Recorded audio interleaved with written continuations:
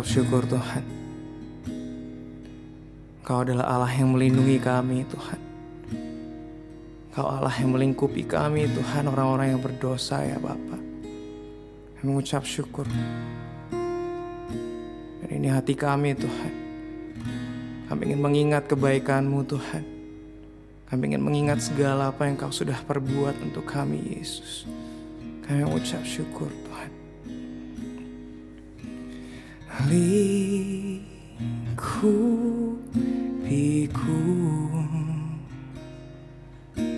dengan sayap-Mu, naungiku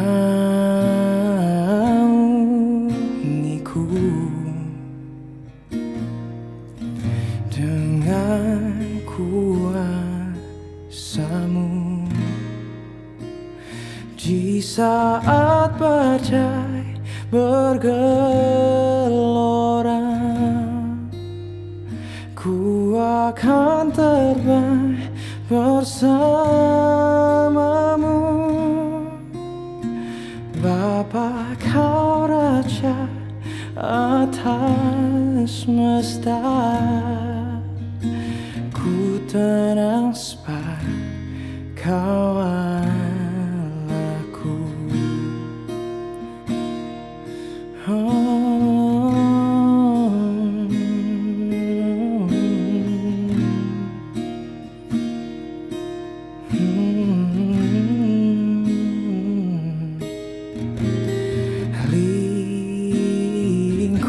Lingkupiku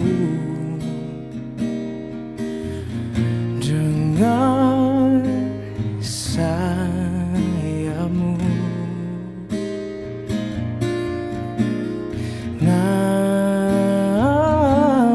naungiku dengan kuasa-Mu. Oh, di saat badai bergelora, ku akan terbang bersama-Mu. Bapa, Kau Raja atas semesta, ku tenang sebab Kau Allahku. Oh, di saat badai bergelora, ku akan terbang bersama-Mu. Bapa, Kau Raja atas semesta, ku tenang sebab Kau Allahku.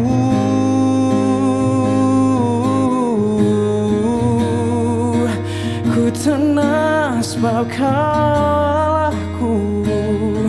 Kau Raja yang baik, yang melindungiku dari segala mara bahaya.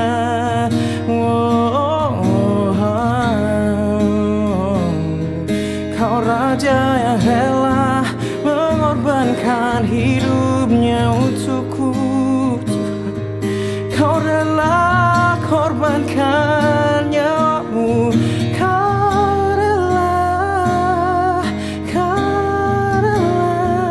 membawaku kembali jadi anak-Mu lagi, mengembalikanku, mengangkatku. Aku Tuhan yang bukan siapa-siapa,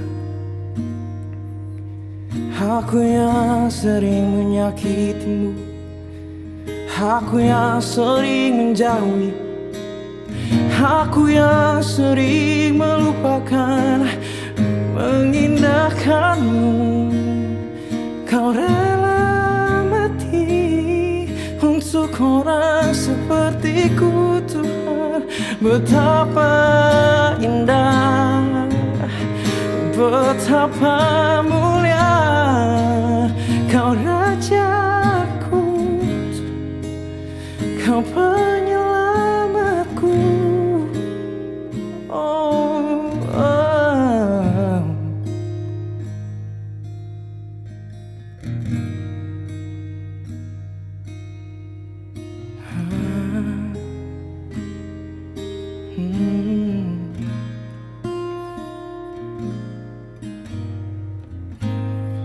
Siapakah aku ini, Tuhan? Jadi biji matamu. Dengan apa kan ku balas, Tuhan, selain puji dan sembah Kau? Siapakah aku ini, Tuhan? Jadi biji matamu. Oh, dengan apa kan ku balas, Tuhan, selain puji dan sembah Kau? Siapakah aku ini, Tuhan? Jadi biji matamu. Dengan apa kan ku balas, Tuhan, selain puji dan sembah Kau? Selain puji dan sembah Kau, selain puji dan sembah Kau.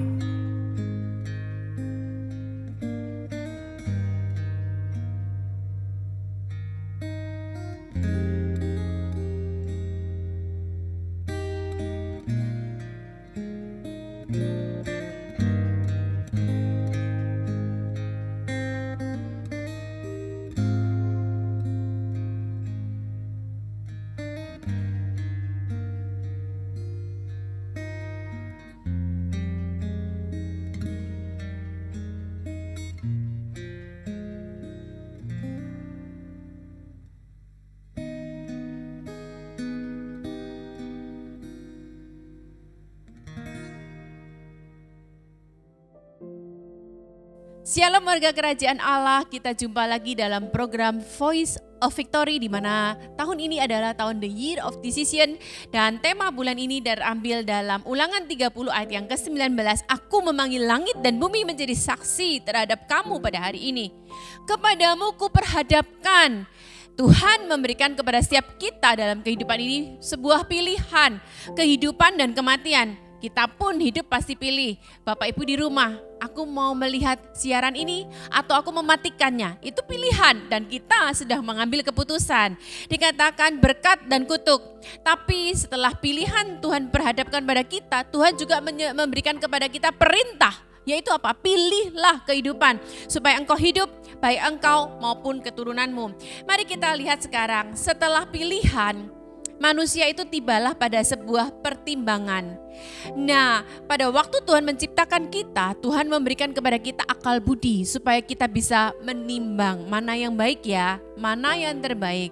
Itu pikiran kita, pikiran manusia. Nah, seperti kita belajar dari Salomo ketika Tuhan tanya apa yang akan kamu minta. Salomo berkata, berikanlah aku hikmat supaya aku bisa menimbang. Nah, setelah dari pertimbangan itu menghasilkan keputusan. Nah, yang perlu kita sekarang lihat, pertimbangan berasal dari pola pikir kita. Apa yang di pikiran kita, kita anggap itu penting, kita anggap itu utama, kita akan memutuskan hal tersebut. Nah, sekarang jangan kita pakai pertimbangan kita sendiri. Seringkali memang kita bisa menimbang, tapi itu baik. sekarang kita minta seperti Salomo hikmat, supaya tidak cukup keputusan kita baik, tapi keputusan yang terbaik. Nah, hal-hal yang kita perlu pelajarin adalah untuk mendapatkan keputusan terbaik, kita perlu apa? Firman Tuhan yang menuntun setiap kita. Saya bacakan dalam Yohanes 1 ayat yang pertama. Pada mulanya adalah firman. Firman itu bersama-sama dengan Allah, dan firman itu adalah Allah. Firman itu adalah Allah, berarti firman itu adalah pribadi. Ketika kita membaca firman, jangan melulu hanya melihat tulisannya aja. Karena sometimes kita tiba di perenungan firman yang tulisannya angka-angka, silsilah, ukuran-ukuran, kita akan merasa bosan, ngantuk, dan jenuh. Tapi ketika kita berpikir bahwa firman itu adalah pribadi Allah itu dalam kita akan selalu bersemangat untuk membacanya. Dan biarlah firman itu pula yang menuntun kita supaya kita mengambil keputusan-keputusan yang terbaik dalam kehidupan kita. Nah, kita belajar yang pertama adalah pilihan baik atau terbaik. Belajar dari siapa? Tokoh Maria dan Marta. Jangan selalu berpikir jelek terus tentang Marta. Marta menerima Yesus di rumahnya. Tapi yang jadi kesalahan Marta, firman Tuhan berkata dia sibuk sekali. Tapi yang dilakukan Maria adalah dia sudah melakukan bagian yang terbaik. Yaitu apa? Dia merenungkan dulu firman Tuhan. Dia terus mendapatkan inspirasi dari Tuhan, intim dengan Tuhan. Jadi yang pertama, kita harus memilih bagian bukan yang baik saja, tapi yang terbaik. Dan yang benar tentunya. Selanjutnya kita belajar selain melakukan yang terbaik, yang kedua apa? Setelah kita ngambil keputusan, eksekusilah keputusan tersebut. Keputusan hanyalah tinggal keputusan selama kita tidak melakukannya. Maka itu kita ambil dari tokoh anak bungsu yang hilang. Nah, kalau saya bisa garis bawahi dari semua kisah tentang anak bungsu, yaitu dalam Lukas 15 dalam ayat yang ke-20. Di situ dikatakan, maka bangkitlah ia dan pergi kepada bapaknya. Di mana? Di ayat yang ke-17 dikatakan, lalu ia menyadari keadaannya. Dalam hidup ini Bapak Ibu, tidak cukup hanya sadar, ayat 17 tadi, tapi harus bangkit. Ngambil keputusan itu perlu eksekusi, perlu dilaksanakan. Dan bagian terakhir adalah ketika kita melihat tokoh Maria, dia mengambil bagian yang terbaik. Perhatikan, ketika kita mengambil bagian yang terbaik yaitu melibatkan Tuhan, maka Tuhan akan terlibat dalam keputusan tersebut. Bukan karena akal budi kita sendiri. Apakah yang terjadi? Kita melihat ketika Lazarus mati. Kalimat yang sama pula diucapkan Marta, Guru, seandainya engkau ada pada waktu itu, pasti saudaraku Lazarus tidak akan mati. Tapi Tuhan tidak bertindak apa-apa, hanya terjadi konversasi biasa. Tapi ketika Maria datang kepada Yesus, Guru, seandainya engkau ada di sini, saudaraku tidak akan mati. Kalimat yang sama persis. Tapi apakah yang dilakukan Tuhan Yesus? Tuhan Yesus langsung bertindak. Di manakah dia kamu baringkan? Dan langsung dia berkata kepada Lazarus, hai Lazarus, bangkitlah. Jadi apa yang perlu kita pelajari saat ini? Yang pertama adalah kita perlu belajar bahwa kita bukan hanya melakukan yang baik, tapi terbaik. Dari mana? Firman Tuhan dalam kita yang senantiasa kita baca, yang senantiasa kita renungkan. Sebab firman itu adalah pribadi. Yang kedua, keputusan tidak cukup hanya keputusan, eksekusilah, bertindaklah, melangkahlah. Dan yang ketiga, ketika kita ngambil keputusan bersama Tuhan, Tuhan akan bertindak di dalamnya bersama-sama dengan kita. Tuhan Yesus memberkati. Mari kita berdoa. Kami bersyukur Tuhan kalau kami ada saat ini. Kami bersyukur karena Engkau memilih kami. Sekarang Tuhan, seperti Salomo berdoa minta hikmat, biarlah juga kami memintanya daripadamu, yaitu firman-Mu bersama kami.